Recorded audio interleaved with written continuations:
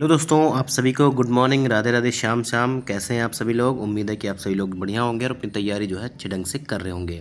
अभी जो है एस्टेट का हमारा एग्ज़ाम चल रहा था, उसी संबंध में मैं पटना भी गया हुआ था। और जो है अभी जो है मैं कल ही वापस आया हूँ, क्योंकि जो डेट थी हमारी 14 से 31 के बीच में आपका 9वीं या 10वीं क्लास के एस्टेट की एग्ज़ाम की डेट थी। अभी जो है जो 11वीं और 12वीं का जो एग्ज़ाम चलने वाला है वो लगभग अभी जो है 16 नवंबर तक चलने वाला है। तो आप सभी में से जिनका भी एग्ज़ाम है पेपर 2 का और स्पेशली जो है हिस्ट्री का, वो हमारी जो है चैनल पर क्लासेज उपलब्ध हैं, उसको देख सकते हैं। वो हमारा PYQ हो जाएगा और आपको जो है काफ़ी ज़्यादा उससे मदद मिलने वाली है। वैसे मैंने कई सारे बच्चों से बात की और आपने भी देखा होगा, एग्ज़ाम बहुत ही ज़्यादा जो है आसान रहता है। आपको बस और NCERT और SCERT की बुक्स को जो है अच्छे तरीके से पढ़ना है और आसानी से आप एग्ज़ाम जो है क्लियर कर लेंगे। तो इसीलिए मैं बताना चाहता हूँ, आप सभी को जो है सिलेबस वगैरह पता ही होगा। 150 नंबर का प्रश्न होता है, जिसमें आपको टोटल जो है 150 मिनट मिलते हैं। ठीक है, तो आप सभी इतना सब जानते ही होंगे। इतने दिन से एग्ज़ाम जो है चल रहा है, आप सभी लोगों को सारी बातें पता हो गई होंगी। आज हम पढ़ने वाले हैं, देखिए ये बिहार SCERT क्लास 9th की बुक है और यहाँ से आज हम पढ़ने वाले हैं अमेरिका स्वतंत्रता संग्राम। ठीक है, अमेरिका का जो स्वतंत्रता संग्राम हुआ था वो हम पढ़ने वाले हैं और थ्योरी पढ़ने वाले हैं। इससे पहले मैंने जो है इसका MCQ करवा दिया था, उसका जो है लिंक मैं वीडियो के जो है डिस्क्रिप्शन बॉक्स में दे दूँगा। आप एक बार थ्योरी पढ़ लेंगे और फिर वहाँ से जो है ये MCQ कर लेंगे तो आपका जो है सारे टॉपिक क्लियर हो जाएंगे। अब मैं NCERT से भी उठा सकता था ये चीज़ें, लेकिन मैंने SCERT से क्यों उठाई? क्योंकि यहाँ पर जो है वो तथ्य आपको ज़्यादा दिए गए हैं और सवाल जब बनते हैं वो तथ्य से ही बनते हैं। वहाँ पर आपको शॉर्ट फॉर्म में बता दिया गया है कि अमेरिका का जो स्वतंत्रता संग्राम था ये इतने मतलब ईयर में हुआ था और जो है फ्रांस से ये इसमें शामिल थे और वो शामिल था। लेकिन अब इसमें आपको SCERT में थोड़ा सा जो है ब्रीफ में आपको समझने को मिलेगा कि जो है कौन किधर से लड़ रहा था। पहला जो है महाद्वीपीय सम्मेलन कब हुआ था, दूसरा महाद्वीपीय सम्मेलन कब हुआ था और कैसे पृष्ठभूमि जो है अमेरिका के स्वतंत्रता संग्राम की बनी थी, कैसे कैसे जो है नए टैक्स थोपे गए और कैसे कैसे जो है वहाँ के उपनिवेशों ने जो है विरोध किया था। तो ये सभी इस क्लास में हम समझने वाले हैं और ये क्लास केवल और केवल जो है एस्टेट के लिए, ये सेस्टेट में SST में तो आपका पूछा ही जाता है। इसके अलावा अगर आप BPSC TRE 4 की तैयारी कर रहे हैं वहाँ भी पूछा जाता है। DSSB और UPLT ग्रेड में, GIC लेक्चरर में, ये सभी जगह आपको काम आएगा जहाँ भी आपकी हिस्ट्री पूछी जाती है और जहाँ भी आपकी उसमें वर्ल्ड हिस्ट्री जो है सम्मिलित रहती है। उन सभी के लिए सेशन काफ़ी ज़्यादा इंपॉर्टेंट होने वाला है। तो आप सभी लोग जो है इसको स्किप मत करिएगा, वीडियो में लास्ट तक बने रहिएगा, चैनल को सब्सक्राइब करिएगा और जो है वीडियो को लाइक ज़रूर करिएगा, क्योंकि ये हमारे मोटिवेशन के लिए जो है काम करता है और हम पूरी एनर्जी के साथ आपसे के साथ जो है वो लगे रहते हैं। इसके पहले हमारे चैनल पर लगातार आपको BPSC TRE 4 और अच्छे अच्छे प्रकाशन की बुक जैसे यूथ कंपटीशन टाइम्स की, इसके अलावा जो है घटना चक्र की बुक से करवाया गया है। आप सभी लोग उसको जरूर देखिएगा। सभी के सभी सब्जेक्ट जो है वो हमारे चैनल पर अवेलेबल है और सभी की जो है प्लेलिस्ट अलग से बना दी गई है, तो आप सभी लोग उसको भी जरूर देखिएगा। तो हम जो है सेशन को शुरू करते हैं और हम सीधे सीधे अपने जो है चैप्टर पर चलते हैं। चैप्टर नंबर हमारा 2 रहेगा, अमेरिकी स्वतंत्रता संग्राम।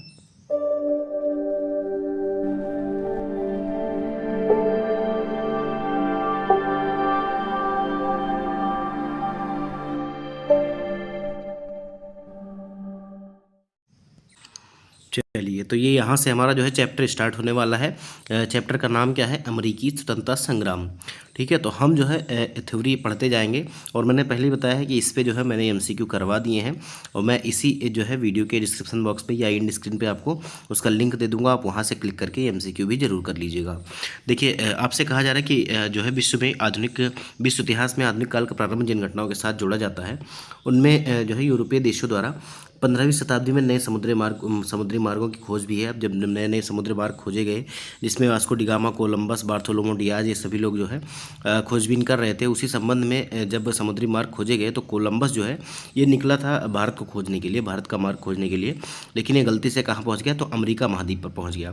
तो जब अमेरिका महाद्वीप पर पहुँचा तो इसने समझा कि ये जो है इंडिया पहुँच गया। ठीक है, तो इसीलिए सबसे पहले जो है इसे जो है इंडियाना ही कहा जाता था। याद रखिएगा, इसने इंडियाना ही नाम दिया, रेड इंडियंस कहा था वहाँ के नागरिकों को। ठीक है, इसने, तो इसको भी याद रखिएगा। अभी मैं थोड़ा सा जब आगे चलूँगा तो ये सब चीज़ें आपको देखने को मिलेंगी। अब देखिए, उसी देश में जो है ये क्या उनका उद्देश्य क्या था? ये नए व्यापारिक मार्गों को जो है विकसित करना चाहते थे। ठीक है, इसके अलावा यूरोपीय देशों की अर्थव्यवस्था व्यापार और वाणिज्य के माध्यम से ही समृद्ध बनाई जा सकती थी।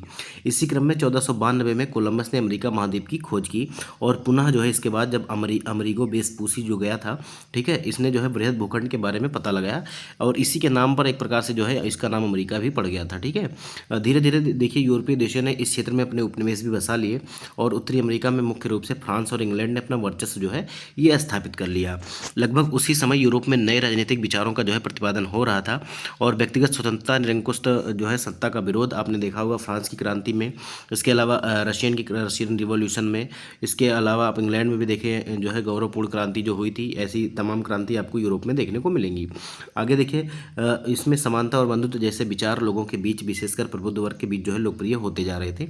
इंग्लैंड से अमेरिकी उपनिवेशों की भौगोलिक दूरी, वहाँ के निवासियों की वैचारिक विभिन्नता के ने धीरे धीरे एक ऐसी स्थिति उत्पन्न कर दी जहां वैचारिक स्तर पर इंग्लैंड और उसके उपनिवेश वस्तुतः दो अलग अलग स्तरों पर आ गए थे।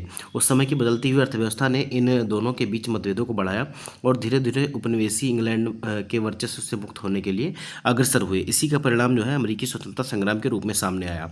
अब देखिए अमेरिका का जब खोज हो गया, वहाँ पर इंग्लैंड और फ्रांस ने जो है अपने अपने जो है उपनिवेश स्थापित किए और पहले के टाइम में ऐसा कहा जाता था कि जो है ब्रिटेन या इंग्लैंड का जो है सूरज कभी नहीं डूबता है। क्यों नहीं डूबता है? क्योंकि पूरे दुनिया में इनके जो है बहुत ज़्यादा जो है हर महाद्वीप पे या हर क्षेत्र में जो है इनके उपनिवेश होते थे और कहीं न कहीं जो है सूरज दिखता रहता था।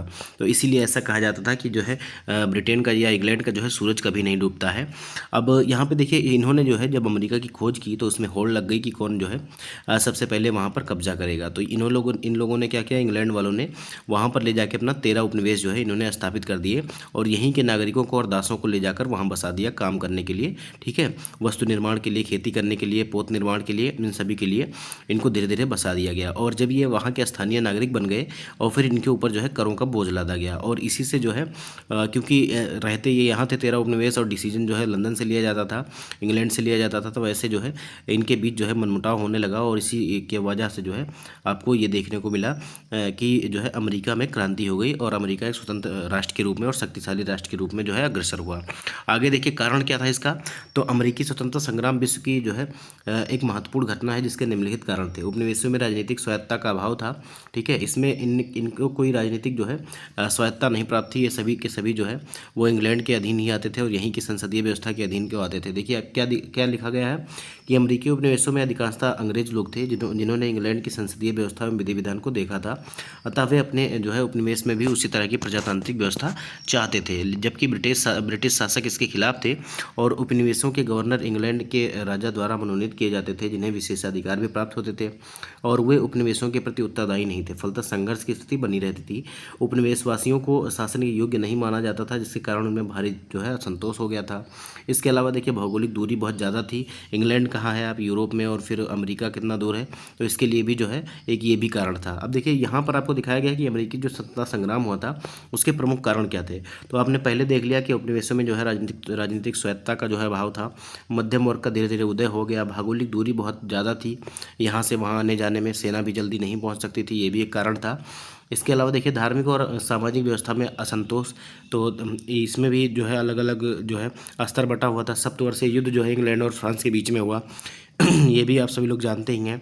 इसके अलावा प्रगति विरोधी आर्थिक नीति जो है, यहाँ के जो है प्रगति नहीं हो रही थी, ये लोग केवल टैक्स दे रहे थे लगातार, जो है हर खाने की चीज़ों पर भी जो है बाउंडेशन लगी रहती थी कि आपको यही चीज़ें जो है खानी है, यहीं से इंपोर्ट एक्सपोर्ट हो सकता है।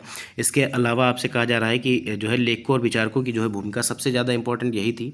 लोगों ने जब पुस्तकों को पढ़ा, पम्फलेट को पढ़ा, तो उनके मन में जो है काफ़ी ज़्यादा जो है देश प्रेम की भावना भड़क उठी और जो है स्वतंत्रता के लिए वो जो है संग्राम करने लगे।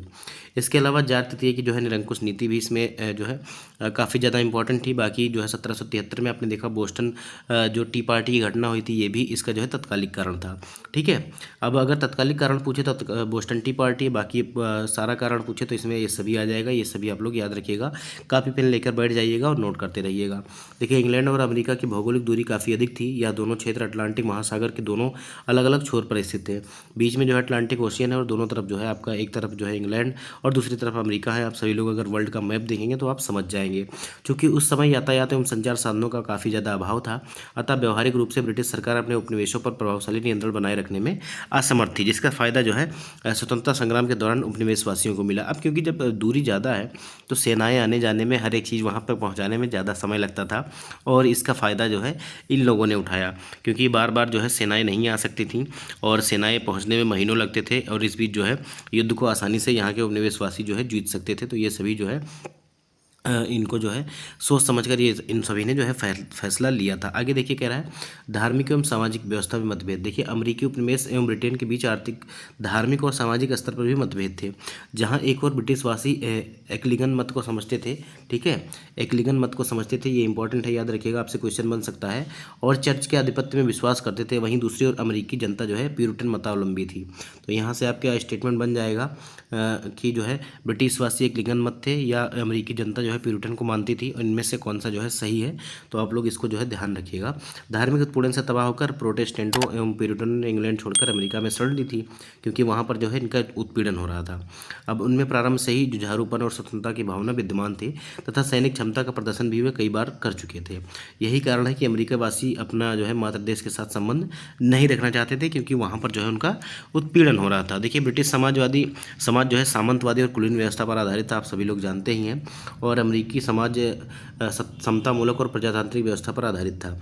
इस प्रकार अमेरिका में धार्मिक और सामाजिक समरसता विद्यमान थी, जिसने स्वतंत्रता संग्राम के लिए एक मजबूत आधार प्रदान किया। अगला आपने देखिए सप्तवर्षीय युद्ध, तो कब से कब तक हुआ था, सबसे इंपॉर्टेंट तो ये है 1765 से 1763 के बीच में, 1756 से 1763 के बीच हुआ था। बहुत ही सारे एग्जाम में ये क्वेश्चन पूछा गया है, काफ़ी ज़्यादा इंपॉर्टेंट है। और किसके किसके बीच में हुआ था ये भी याद रखिएगा, तो ये इंग्लैंड और फ्रांस के बीच में हुआ था। अब इस युद्ध के पूर्व तक जो है उपनिवेशवासी इंग्लैंड से घनिष्ठ रूप से जुड़े हुए थे, क्योंकि वे कनाडा में फ्रांसीसियों के विरुद्ध अकेले अपनी रक्षा करने में असमर्थ थे। लेकिन इस युद्ध में फ्रांस की पराजय के साथ जो है, अब इस युद्ध में हारा कौन, ये भी आप लोगों को याद रखना है। तो इस युद्ध में जो है फ्रांस हार गया था, और यह जो है भय इनके दिमाग से जो है समाप्त हो गया। अब उपनिवेशवासियों का एकमात्र लक्ष्य जो था इंग्लैंड को बेदखल करना रह गया था। पहले ये दोनों साथ थे, लेकिन जब युद्ध हुआ तो दोनों आपस में लड़ने लगे और फ्रांस हार गया, वहाँ से भगा दिए गए, तो ये केवल इंग्लैंड ही बच गया वहाँ पे। अब इस युद्ध पर टिप्पणी करते हुए पोलार्ड ने क्या कहा था, फ्रांस की पराजय ने अमेरिका वासियों की स्वतंत्रता की इच्छा को भड़काया। अब ये स्टेटमेंट भी आपसे पूछ सकता है कि फ्रांस की पराजय ने जो है अमेरिका वासियों की इच्छा को भड़काया था, ये किसने कहा है, तो ये पोलार्ड ने कहा था। ये भी आप लोग याद रखिएगा या नोट कर लीजिएगा। और यहाँ से आपके बीएससी टीआरई 4 में सीधे सीधे सवाल आपके बनते हैं, तो आप लोग कोई भी लाइन जो है स्किप मत करिएगा। आगे देखिए सबसे गंभीर मतभेद जो थे वो आर्थिक विरोधी नीति थे, ठीक है। अब देखिए सबसे गंभीर मतभेद आर्थिक कारणों से उत्पन्न हुए। उपनिवेशवाद का बुनियादी सिद्धांत यह था कि उपनिवेशों के आर्थिक शोषण और उनके संसाधनों के दोहन का अधिकार मात्र देश को है। दूसरी ओर उन्मुक्त व्यापार की धारणा विकसित हो रही थी, जिसमें राज्य द्वारा व्यापार को नियंत्रित करने का विरोध किया गया, और इस सिद्धांत के अनुसार उपनिवेशवासी अपने व्यापार और अन्य क्रियाकलापों में इंग्लैंड के हस्तक्षेप को नापसंद करते थे। अतः उपनिवेशों में विकसित हो रहा मध्यम वर्ग इंग्लैंड के कुलीन वर्गीय शासन का अंत चाहता था। अब देखिए उस समय जो है मुक्त व्यापार को जो है काफ़ी ज़्यादा बढ़ावा मिल रहा था, और फिर भी जो है जितने भी अमेरिका में संसाधन थे उन पर और केवल जो है इंग्लैंड का अधिकार था, और तरह तरह के जो है प्रयास किए जाते थे कि यहाँ से जो है इनका शोषण किया जा सके। देखिए आपत्तिजनक कर, तो सबसे इम्पॉर्टेंट ये है स्टाम्प ड्यूटी एक्ट, ठीक है। देखिए स्टाम्प एक्ट किसने लगाया था, तो ये जो है प्रधानमंत्री ग्रैनविले ने लगाया था। ये भी आप लोग याद रखिएगा, अभी आप जब पढ़ेंगे तो आप समझ पाएंगे। देखिए सप्तवर्षीय युद्ध में इंग्लैंड की काफ़ी आर्थिक क्षति हुई, और उसकी पूर्ति के लिए जो तत्कालीन प्रधानमंत्री थे वहाँ के ग्रैनविले, ठीक है, इन्होंने 1765 में स्टाम्प एक्ट पारित कर दिया गया, जिसके अनुसार सभी अदालती कागजों, अखबारों आदि पर जो है 20 सीलिंग का स्टाम्प लगाना अनिवार्य हो गया। इस कानून से उपनिवेशों में व्यापक विरोध की भावना जाग उठी, और उपनिवेशवासियों ने ब्रिटेन से आने वाली सभी वस्तुओं का बहिष्कार करना शुरू कर दिया। 1767 ईस्वी में ब्रिटिश संसद ने या ब्रिटिश संसद ने उपभोक्ता वस्तुओं पर कर लगाया। ये वस्तु थी कागज, सीसा, चाय और रोगन। उपनिवेशवासियों ने इन करों का व्यापक विरोध किया तथा सैमुअल एडम्स ने क्या कहा था, प्रतिनिधित्व नहीं तो कर नहीं। अब देखिए ये भी बहुत ही इंपॉर्टेंट लाइन है, इसको जरूर से जरूर नोट कर लीजिएगा, वेरी वेरी इंपॉर्टेंट है कि किसने नारा दिया था कि जो है प्रतिनिधित्व नहीं तो कर नहीं, ठीक है, प्रतिनिधित्व नहीं तो कर नहीं, ये किसने कहा था, तो ये सैमुअल एडम्स ने कहा था। याद रखिएगा सैमुअल एडम्स ने कहा था। और ब्रिटिश सरकार की कार्यवाही का विरोध करने के लिए उपनिवेशवासियों ने स्वाधीनता के पुत्र और स्वाधीनता की पुत्रियां आदि संस्थाएं जो है स्थापित की थी। तो ये भी आपसे पूछा जा सकता है कि स्वाधीनता के पुत्र और स्वाधीनता की पुत्रियाँ जैसी संस्थाएं जो है ये कहाँ पे स्थापित की गई थी, तो ये आपका कहाँ पे अमेरिका में स्थापित की गई थी, ये सभी याद रखिएगा। और सबसे इम्पोर्टेंट तो यही है कि जो है प्रतिनिधित्व के बिना या कर नहीं, या प्रतिनिधित्व नहीं तो कर नहीं, ठीक है। अब क्योंकि इनका प्रतिनिधित्व नहीं था, ना इनसे कोई जो है गवर्नर चुन के जाते थे, ना कोई मतलब किसी भी प्रकार के कोई अधिकारी जो है उपनिवेशों से चुनकर नहीं जाते थे, सबकी नियुक्ति जो है वो इंग्लैंड से ही की जाती थी। इसीलिए जो है इन लोगों ने कहा कि अगर हमारा प्रतिनिधित्व नहीं है तो हम कर भी नहीं देंगे। अगला देखिए कि लेखकों एवं प्रचारकों की भूमिका। आप सभी लोगों ने देखा थॉमस पेन, इसके अलावा आपने ये भी देखा कि मॉन्टेस्क्यू की पुस्तक थी the script of the laws. तो ये सभी आप लोगों ने पहले ही मैंने आपको पढ़ाया हुआ है, तो उसको भी देखा होगा। अब इन्होंने भी जो इनमें जो है आग में घी डालने का काम किया। देखिए स्वतंत्रता की भावना जगाने में लेखकों एवं प्रचारकों की अहम भूमिका रही। और 1776 ईस्वी में टॉमस पेन की जो लघु पत्रिका आई, जिसको हम पंपलेट कहते हैं, कॉमन सेंस, इसमें अत्यंत प्रभावशाली और तेजक शैली की में स्वतंत्रता की आवश्यकता पर बल दिया गया। उसने राजतंत्र पर भी करारा प्रहार किया। थॉमस जेफरसन और जो है उपनिवेशवासियों के विद्रोह के करने के अधिकार का जो है समर्थन किया इन्होंने, और उनकी बढ़ती हुई स्वतंत्रता की इच्छा को प्रोत्साहित किया। तो ये भी जो है आग में घी डालने का कार्य कर रही थी। इसके अलावा जॉर्ज तृतीय की जो निरंकुश नीति थी, इसने भी जो है इसमें काफ़ी ज़्यादा योगदान दिया। देखिए इंग्लैंड के शासक जॉर्ज तृतीय ने सत्ता को संभालते ही अमेरिकी उपनिवेश के प्रति निरंकुश नीति अपनाई। उसकी यह नीति इंग्लैंड में भी अलोकप्रिय थी। वह व्यक्तिगत शासन के सिद्धांत में विश्वास रखता था, जबकि इंग्लैंड में मंत्रिमंडल की शक्तियां बढ़ने लगी थी। जॉर्ज तृतीय के उत्तरदायी रवैये ने उपनिवेशों के साथ साथ उत्पन्न हुए संकट के शांतिपूर्ण समाधान की संभावनाओं को जो है ध्वस्त कर दिया, और स्वतंत्रता संग्राम हेतु उत्तरदायी कारक के रूप में जो है ये सामने आया। अब इन्होंने जो है ना बातचीत की, किसी की जो है समस्याओं को सुनने का प्रयास नहीं किया। इन्होंने क्या किया कि सभी संभावनाओं को जो है नष्ट कर दिया और जो है बलपूर्वक शांति लाने का प्रयास किया, और यही जो है संग्राम का कारण बनी। आगे देखिए तत्कालिक जो है कारण, बोस्टन चाय पार्टी या बोस्टन टी पार्टी जिसको बोलते हैं, बहुत ही इंपॉर्टेंट है। आपके हर एग्ज़ाम में ये सवाल यहाँ से पूछे जाते हैं, तो इसको आप लोग थोड़ा ध्यान से पढ़िएगा। कब हुई थी, कहाँ हुई थी, किसने किया था, ये सभी जो है इंपॉर्टेंट है इसमें। तो 1773 में चाय कानून द्वारा ईस्ट इंडिया कंपनी को भारत से सीधे जो है अमेरिका चाय भेजने का एक अधिकार प्राप्त किया गया था। अब जिसका उपनिवेशवासियों ने ज़बरदस्त विरोध किया, और जब चाय से जो है लदा जहाज बोस्टन जो है बंदरगाह पर पहुंचा, तो वहाँ कुछ नागरिक आदिवासियों ने जो है रेड इंडियन जैसे वो इंडियन के कपड़े इन्होंने पहने, ताकि लगे कि ये जो है कारीगर हैं या काम करने के लिए आए हुए हैं। उन्होंने जो है रेड इंडियन जैसे कपड़े पहने और उस जहाज़ पर पहुंचे और चाय की सभी पेटियों को समुद्र में फेंक दिया। इस घटना को जो है बोस्टन टी पार्टी के नाम से जाना जाता है। अतः ब्रिटिश सरकार ने बोस्टन बंदरगाह पर जो है व्यापारिक प्रतिबंध लगा दिया, और इस प्रकार अमेरिकी उपनिवेश को जो है विद्रोह की आग में धकेल दिया गया। 5 सितंबर 1774 में 13 उपनिवेश के प्रतिनिधियों को जो है फिलाडेल्फिया शहर में एक महादेशीय सम्मेलन जो है आयोजित किया गया। आप देखिए ये बहुत ही ज़्यादा इंपॉर्टेंट है, आप लोग इसको याद रखिएगा। जो है पहला महाद्वीपीय सम्मेलन जो है कहाँ पे हुआ था, तो ये आपका कहाँ पे हुआ था, फिलाडेल्फिया में हुआ था। फिलाडेल्फिया में हुआ था, याद रखिएगा, ठीक है, फिलाडेल्फिया में हुआ था। और इन्होंने जो है, अब इसकी डेट अगर पूछ ली जाए तो 5 सितंबर 1774 में। अब इन्होंने जो है व्यापक जो है विरोध किया और बहिष्कार का निर्णय लिया गया इस सम्मेलन में। और 18 अप्रैल 1775 को ब्रिटिश सेना तथा उपनिवेश वासियों के बीच जो है लेक्सटन में जो है प्रथम संघर्ष हुआ। तो ये भी याद रखिएगा, प्रथम संघर्ष कब हुआ, 1775 में। कहाँ पे, कौन सी जगह पे, तो लेक्सटन में जो है संघर्ष हुआ था। इसके पश्चात जो है 4 जुलाई 1776 को फिलाडेल्फिया में दूसरा महाद्वीपीय जो है महादेशीय सम्मेलन जो है आयोजित किया गया। तो इसमें जो है पहला जो है महाद्वीपीय सम्मेलन या महादेशीय सम्मेलन जो है ये कब आयोजित हुआ, तो 1774 में, 5 सितंबर 1774 में। और इसके पश्चात जो है 1776 में दूसरा जो है महादेशीय सम्मेलन आयोजित किया गया था। ये आप लोग याद रखिएगा। और इसमें जो है थॉमस जेफरसन ने जो है स्वतंत्रता का जो है घोषणा पत्र जो है तैयार किया था। तो ये आपको पूछता है कि अमेरिकी स्वतंत्रता संग्राम का घोषणा पत्र जो है किसने लिखा था या किसने जारी किया था। तो ये आपका BPSC TRE 3 में ये सवाल आपका पूछा जा चुका है। तो ये सवाल यहीं से बना था, ठीक है, यहीं से बना था। और इसको किसने तैयार किया था, तो ये कहीं कहीं देखिए टॉमस जेफरसन लिखा है, और कहीं कहीं आपका थॉमस जेफरसन देखने को मिलता है। तो इसको आप लोग याद रखिएगा। जो घोषणा पत्र था ये जो है थॉमस जेफरसन के द्वारा तैयार किया गया था।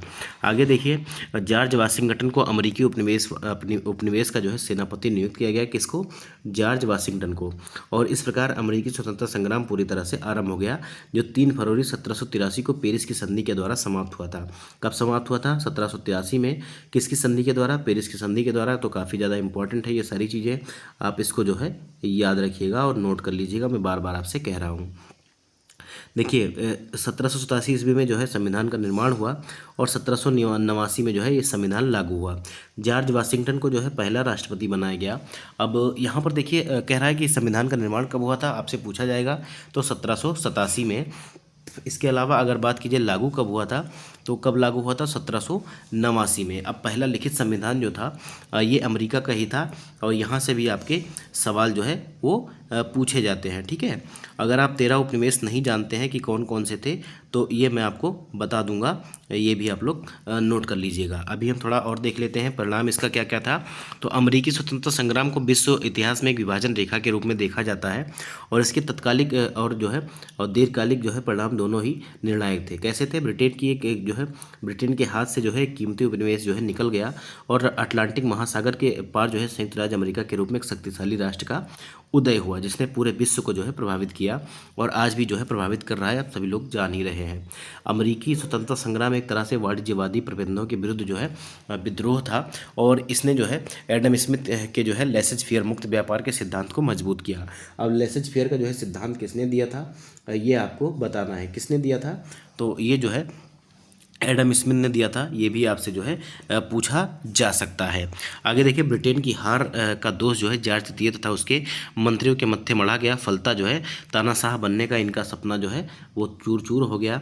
इसके अलावा लॉर्ड नॉर्थ का मंत्रिमंडल बर्खास्त तथा अधिक उदार मंत्रिमंडल का जो है नियुक्त किया गया। इंग्लैंड में जल्द ही कई सुधार लागू हुए, जैसे आयरलैंड की संसद को लगभग स्वतंत्र स्थान प्राप्त हुआ 1782 ईस्वी में और कैथोलिक आयरिश लोगों को जो है मताधिकार मिल गया 1793 ईस्वी में। आयरिश संसद और वेस्टमिंस्टर संसद से जुड़ा, कब जुड़ा, तो ये 1800 में जुड़ा। यहाँ से भी आपका सवाल जो है बन सकता है। इस प्रकार सीमित राजतंत्र और राजनयिक जो है राजनीतिक स्वतंत्रता का सर्वोच्च जो है या वर्चस्व जो है वो बढ़ा दिया गया और अमेरिकी स्वतंत्रता संग्राम ने फ्रांस को भी प्रभावित किया।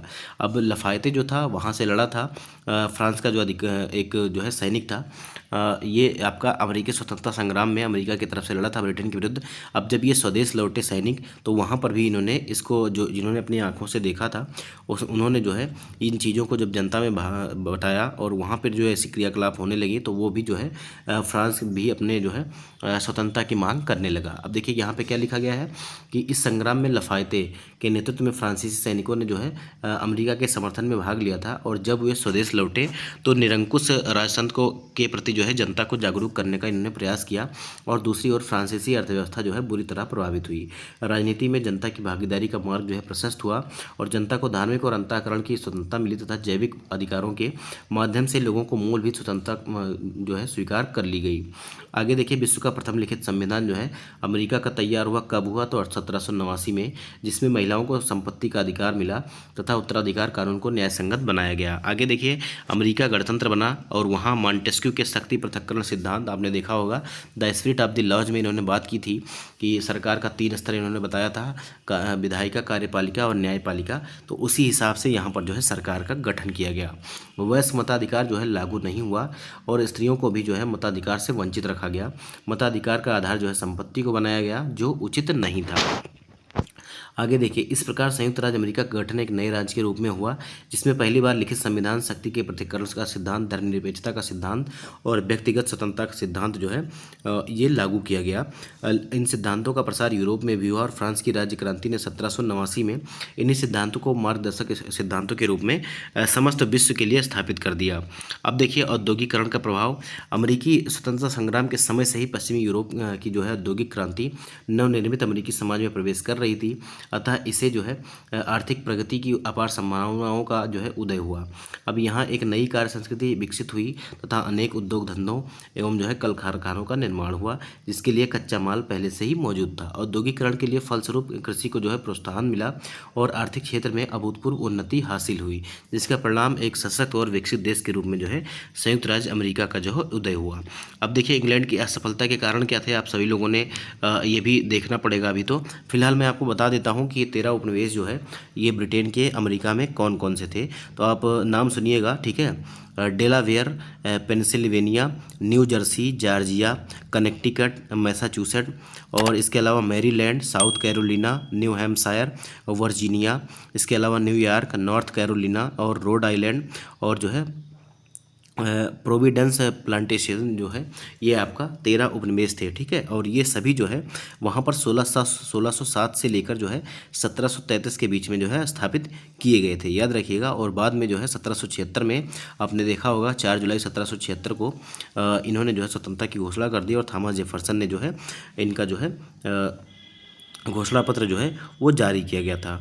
इन्होंने जारी किया था, किसने लिखा था? तो ये बहुत ही इंपॉर्टेंट है, मैं बार बार क्यों कह रहा हूँ, क्योंकि ये जो है आपसे पूछा गया था, ठीक है। अब इसमें से एक सवाल और बनता है आपका कि सबसे जो है पहला जो है उपनिवेश कौन सा था, ठीक है, पहला उपनिवेश कौन सा था।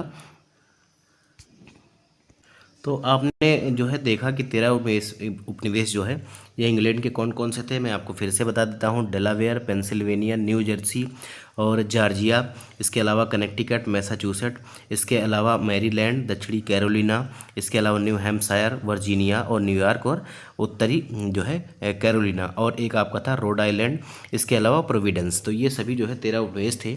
इनमें सबसे पहले जिसका नाम आता है, सबसे पहले कौन सा उपनिवेश जो है स्थापित किया गया था, तो ये वर्जीनिया में था, ठीक है, वर्जीनिया था। और कभी कभी आपसे ये पूछता है कि वर्जीनिया में भी कौन सा शहर था, ठीक है।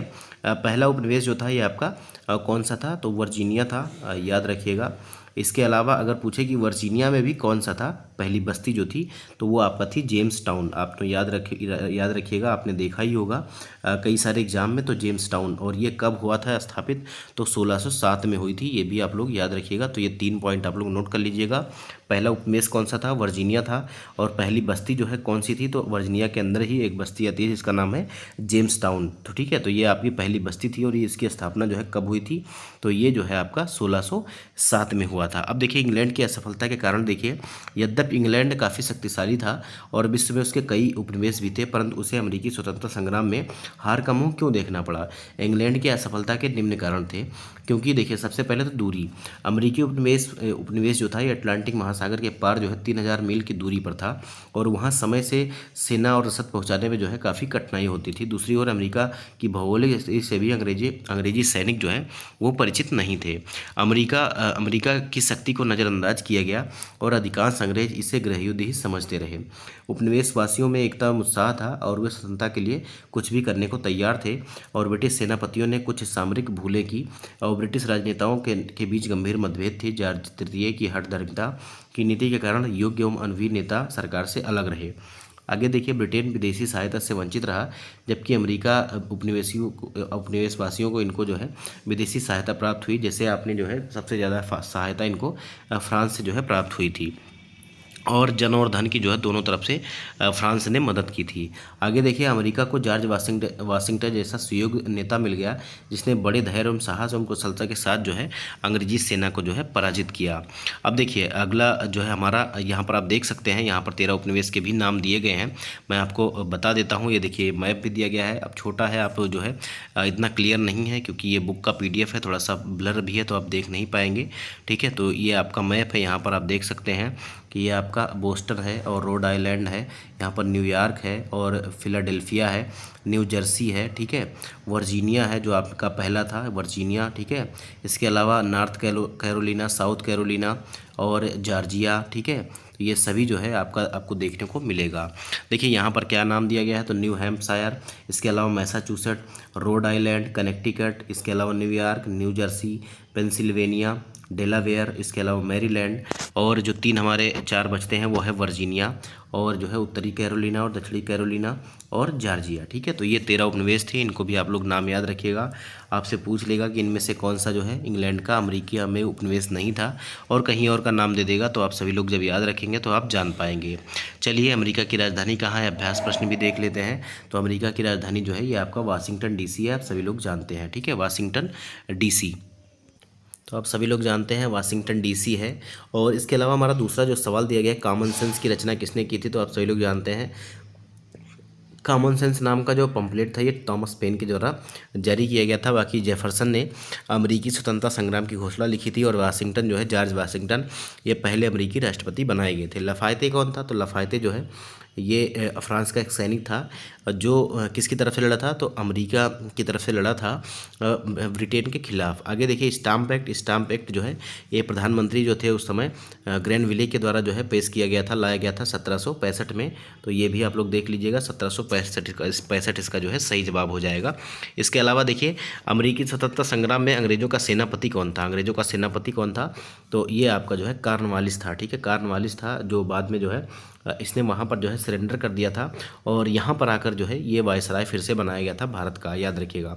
अमेरिकी संविधान कब लागू हुआ, तो अभी मैंने आपको बताया कि लागू कब हुआ था, तो ये 1789 में जो है लागू हुआ था। विश्व में प्रथम लिखित संविधान किस देश में लागू हुआ, तो ये जो है अमेरिका का जो है था, याद रखिएगा। और इसमें जो है the spirit of the laws को जो है मानते हुए यहाँ पर जो है 3 स्तर की जो है सरकार व्यवस्था का जो है प्रावधान लागू किया गया था, कार्यपालिका, विधायिका और न्यायपालिका। तो ये आपका इसका जो है गा विकल्प सही हो जाएगा। देखिए किस संधि के द्वारा जो है अमेरिकी स्वतंत्रता संग्राम को मान्यता मिली, तो ये आपका पेरिस की संधि थी, याद रखिएगा पेरिस की संधि थी। इसका जो है ए विकल्प जो है सही हो जाएगा। देखिए अमेरिकी स्वतंत्रता में अमेरिका के सेनापति कौन था, तो अमेरिका का सेनापति कौन था, तो आप सभी लोग जानते हैं जॉर्ज वाशिंगटन को जो है ये नेता चुना गया था सेनापति। तो इसका डी विकल्प जो है ये भी सही हो जाएगा। बाकी जो है आगे भी हम देखेंगे अमेरिका के प्रथम राष्ट्रपति कौन थे, तो आपने देखा कि जॉर्ज वाशिंगटन जो थे ये पहले जो है राष्ट्रपति बने। सप्तवर्षीय युद्ध किनके किनके बीच हुआ, तो 1765 से मैंने आपको कहा कि 1765 जो है 57 से लेकर, ठीक है 57 से लेके जो है ये आपका जो है 63 तक चला था, याद रखिएगा 63 तक चला था। और इसमें जो है ये ब्रिटेन और फ्रांस लड़ रहे थे, ब्रिटेन जो है जीत गया था, फ्रांस जो है ये हार गया था। अब ये जो है आप कर लीजिएगा रिक्त स्थानों की पूर्ति। देखिए लेसेस फेयर का सिद्धांत तो आपने देखा किसने दिया था, तो आपने देखा था कि जो है सैमुअल एडम्स थे। इसके अलावा शक्ति के पृथक्करण का सिद्धांत, तो ये आपका ने देखा कि ये जो है जो मॉन्टेस्क्यू की बुक थी the spirit of the laws, उसमें ऐसा सिद्धांत का वर्णन किया गया था। जॉर्ज तृतीय जो है इंग्लैंड का जो है शासक नहीं था, याद रखिएगा। हाँ ये जो है जॉर्ज तृतीय जो है इंग्लैंड का ही शासक था और इसकी जो है निरंकुशता जो थी, निरंकुशता वाली नीति थी, इसने जो है आग में घी डालने का काम किया था। बाकी धर्मनिरपेक्ष राज्य की स्थापना सर्वप्रथम अमेरिका में हुई थी। नई दुनिया का खोज अमेरिका का पता कोलंबस ने लगाया था, ठीक है। तो ये सभी लोग आप लोग याद रखिएगा। बाकी ये भी सवाल आप लोग देख लीजिएगा, यहाँ पर सही गलत